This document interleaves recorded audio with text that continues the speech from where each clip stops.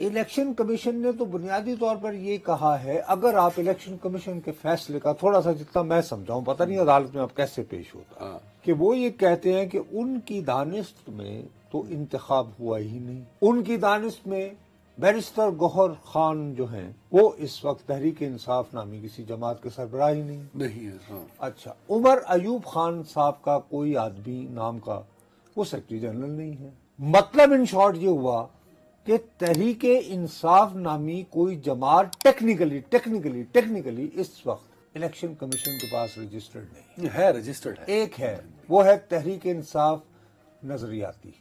تحریک انصاف بھی تحریک انصاف نظریاتی رجسٹرڈ ہونا از اے ڈفرنٹ کہانی. ڈی لسٹ ایسے نہیں ہوتا کہ میرا دل کیا میں ڈی لسٹ کر دوں، اس کے لیے باقاعدہ نوٹیفیکیشن ایشو کرتا ہے، اور وہ بھی چیئرمین. آج ایک آئی ہے فہرست.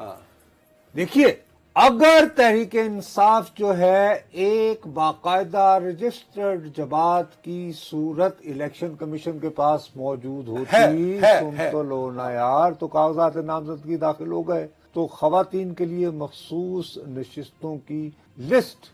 اب دو ڈفرنٹ باتیں آپ وہ کیوں فراہم نہیں ہے؟ نہیں، دو ڈفرنٹ. آپ کو ضابطۂ اخلاق کہیں یا ضابطۂ کار کہیں، اس کو فالو کرنا ہوتا ہے. ضابطۂ کار ہوگا نا ضابطۂ اس میں کار. تو ہر ایک الیکشن کمیشن میں کوئی بھی پارٹی رجسٹر ہوئی، آپ کو الیکشن کمیشن کا ضابطۂ کار یا قانون کو فالو کرنا ہوگا. ایک رجسٹرڈ جماعت اس کی پابند ہوتی ہے، اس میں انہوں نے الیکشن نہیں، جس کو انہوں نے کہا کہ نہیں کروائے، اس لیے انہیں فیسیلیٹیٹ نہیں کیا جا رہا کہ وہ الیکشن میں کنٹیسٹ کر سکے ایز پارٹی ابھی تک. تو اس ڈی لسٹ نہیں ہوئی پارٹی. بھیا تو بات دیکھو، ناک یوں پکڑو یا ہاتھ گھما. پارٹی ڈی لسٹ کا مطلب پارٹی ایگزسٹ نہیں کرتی. بچے میری ایک بات تو سن لو یار، ناک یوں پکڑو یا یوں کر کے ڈی لسٹ کہہ لو، الیکشن تسلیم نہیں کیے. ٹیکنیکلی تو یہ بات ہے نا کہ اگر تحریک انصاف کو جماعت تسلیم کر لیا گیا ہوتا، جماعت تسلیم کیا ہوا ہے تبھی وہ الیکشن کمیشن میں رجسٹرڈ ہے. او باؤ جی، لیکن اگر تسلیم کر لیا ہے تو مجھ جاہل کو یہ بتاؤ کہ پھر اس جماعت نے مخصوص نشستوں کی فہرست کیوں نہیں دی؟ وہ اس لیے نہیں دی کہ ابھی تک ٹیکنیکلی پاکستان تحریک انصاف ناک یوں پکڑو یا یوں پکڑو، وہی تو رو رہا ہوں تمہارے آگے. کنفیوژن کریٹ ہو رہی ہے نا. سننے والوں کو ذرا کلیئر کیجئے کہ ڈی لسٹ نہیں ہوئی جماعت. پاکستان تحریک انصاف الیکشن کانٹیسٹ نہیں کر سک رہی ایز جماعت. ناظرین، میں بیرسٹر عدنان حیدر کے تجزیے سے ہاتھ اٹھا کر اتفاق کرتا ہوں جی. لفظ ڈی لسٹ ہم استعمال نہیں کرتے ہیں، لیکن ہمیں یہ نہیں پتا کہ مثال کے طور پر اس وقت جب میں اور آپ بات کر رہے ہیں تو اسلام آباد کے 3 حلقے ہیں. ان تینوں میں فائنلی یہ طے ہو گیا کہ جی فلاں صاحب 46 47 اور 48 کے تحریک انصاف کے نمائندہ ہوں گے.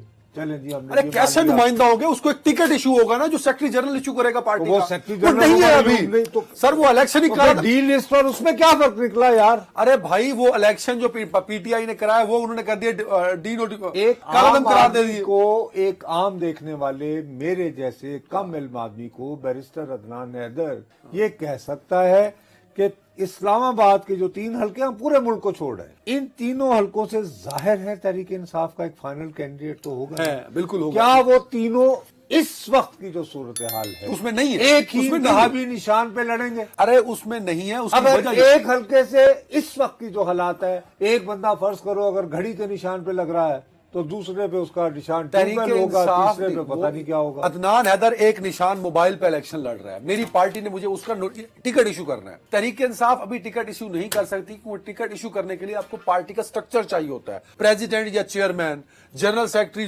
جوائنٹ سیکرٹری، وہ ایگزسٹ نہیں کر رہا کیونکہ جو الیکشن ہوئے تھے وہ الیکشن کمیشن نے کالعدم قرار دے دیے. Intra party election. اب یہ تو قانونی بحث ہوگی نا، لیکن عام آدمی کے نقطہ نظر سے تو بابو ہم یہ کہہ سکتے ہیں نا کہ فرض کرو آپ لودھرا میں رہتے ہو، میں ایک بات کروں، آپ ٹھیک کہہ رہے ہیں کہ آج کی تاریخ میں آپ کے نہیں لڑ رہے. حلقے سے نظر بظاہر اس وقت تحریک انصاف کا کوئی کینڈیڈیٹ نہیں ہے. اور اگر یہ جو صاحب بات کریں، اگر پشاور ہائی کورٹ نے فیصلہ نہ دیا جو کہ 13 جنوری سے پہلے اگر فیصلہ آئے گا تو تب یہ ٹکٹ ایشو کرنے. اب یہ تو نہیں ہوگا نا کہ کل جب یہ ہائی کورٹ میں جائیں گے تو جاتے ہی وہ ہائی کورٹ کہے گا جی بھائی بہرحال نوٹسز ایشوز ہوں گے، الیکشن کمیشن جواب دے گا، वगैरह वगैरह लेकिन वगैरह। सर बल्ले का निशान आज अगर तहरीक इंसाफ के पास नहीं है और इंट्रा पार्टी इलेक्शन जो थे वो चैलेंज हो गए, तो उसका जिम्मेदार कौन है? क्योंकि ये सारे तो कह रहे हैं कि जी लेवल प्लेइंग नहीं मिल रहा, हमें महदूद किया जा रहा है, तो उनके तो वो लोग भी कसूरवार हैं ना जिन्होंने पार्टी का आइन बदला, जिन्होंने इलेक्शन वक्त पर नहीं होने दिया, वो लीगल टीम जो साथ चिपकी हुई है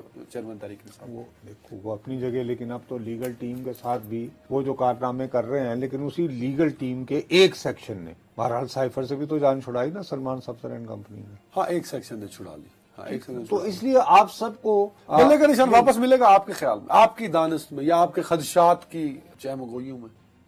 मेरा ख्याल है कि इवेंचुअली अगर ये तय हुआ, क्योंकि देखो अभी तहरीक इंसाफ के बहुत सारे लोग जिन्होंने कागजात नामजदगी दाखिल कर दिए हैं, लेकिन वो उनकी तस्दीक के लिए खुद हाजिर नहीं हुए हैं।